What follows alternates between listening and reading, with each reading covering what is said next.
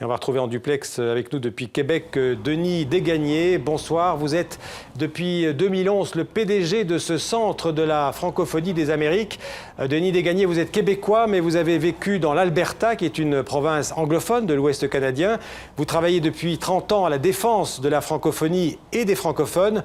Denis Desgagnés, quel sens vous donnez au mot francophonie? C'est quoi la francophonie vue du Québec?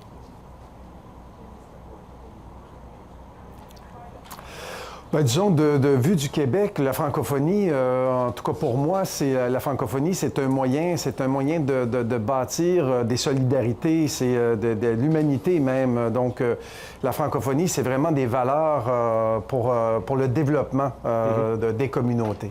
Et justement, comment se porte le français et la francophonie aux Amériques, c'est-à-dire en Amérique du Nord, en Amérique du Sud et dans les Caraïbes? Mais de mieux en mieux, hein, c'est très peu connu, la francophonie des Amériques. Hein, c'est invisible. Donc, c'est justement le travail que nous faisons, rendre cette francophonie visible. On parle de 33 millions de locuteurs de français dans les Amériques, 11 millions aux États-Unis. C'est quand même plus encore qu'au Canada, où on parle d'environ une dizaine de millions.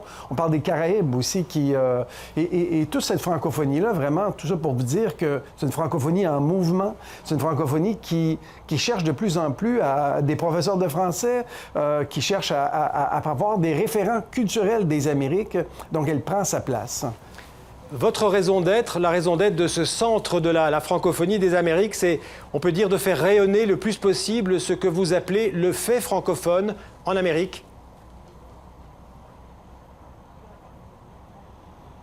Oui, exactement. Le fait francophone dans le sens de francophonie, dans le sens d'inclusion de toute cette francophonie, francophilie. Donc, c'est une francophonie inclusive.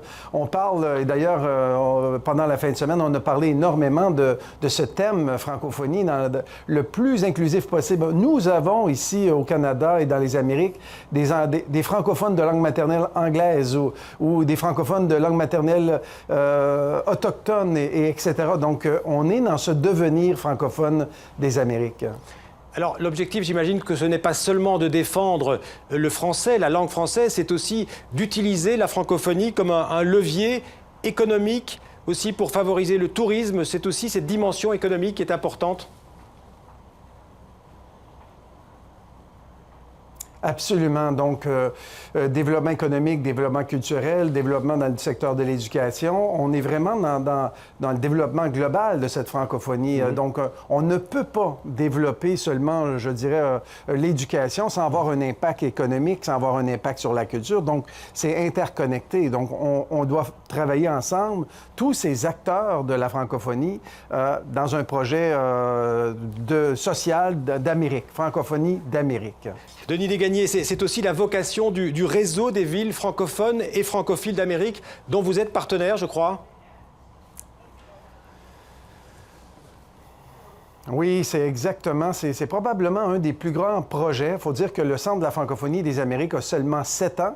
C'est un projet de loi qui a été mis en place en 2008 dans le cadre du 400e anniversaire de la Ville de Québec. C'est aussi le legs de la France pour la francophonie des Amériques. Donc, et le réseau des villes francophones francophiles que nous sommes sur le point de créer, c'est vraiment le levier, c'est l'outil qui va mobiliser tous ces acteurs de façon décentralisée, que ce soit au Québec, certainement, mais en Acadie, dans l'Ouest canadien, en Ontario, aux États-Unis, je pense à la Louisiane, la Nouvelle-Angleterre, la Floride, la Californie. Et on a aussi des joueurs qui sont de la Guadeloupe, de la Martinique, d'Haïti, de Cuba. Donc, c'est tous ces gens-là qui sont venus ici pour se donner un plan d'action pour vraiment faire apparaître cette francophonie des Amériques. Merci, Denis Desgagnés, pour toutes ces précisions sur la francophonie dans les Amériques. Merci beaucoup.